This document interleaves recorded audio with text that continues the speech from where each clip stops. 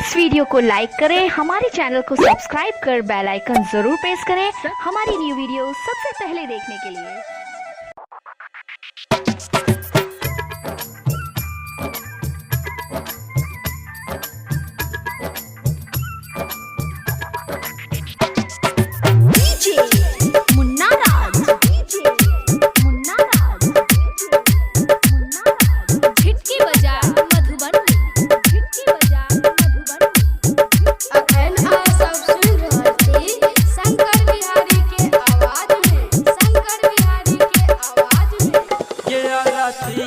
में साज के चीता में साज के चीता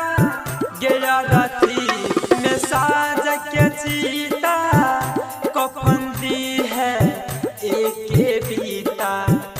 कफन दी है एक बीता गया राती में साज के चीता कफन दी है एक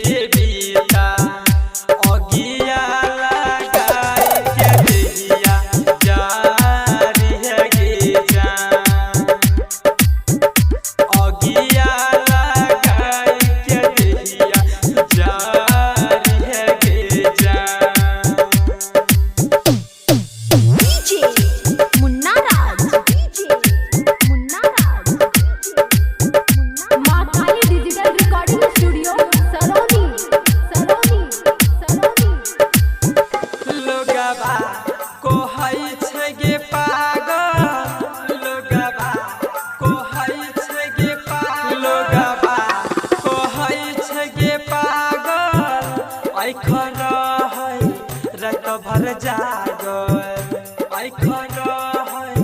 रत भर जागल लोगवा को हई छै गे पागल रत भर जागल याद तोहर आबै छौया सुने गे जान याद आबै छौया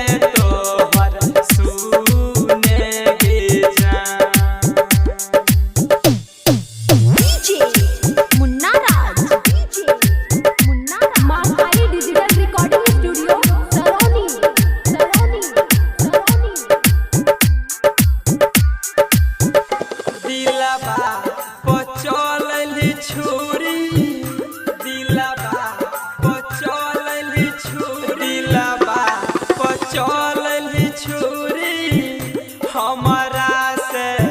बनल दूरी हमारा से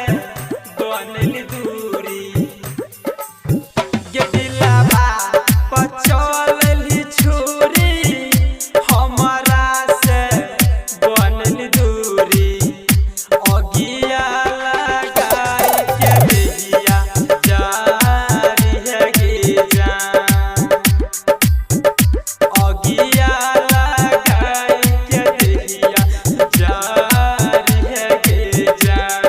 कॉन्टैक्ट नंबर 76 67 96 42 60।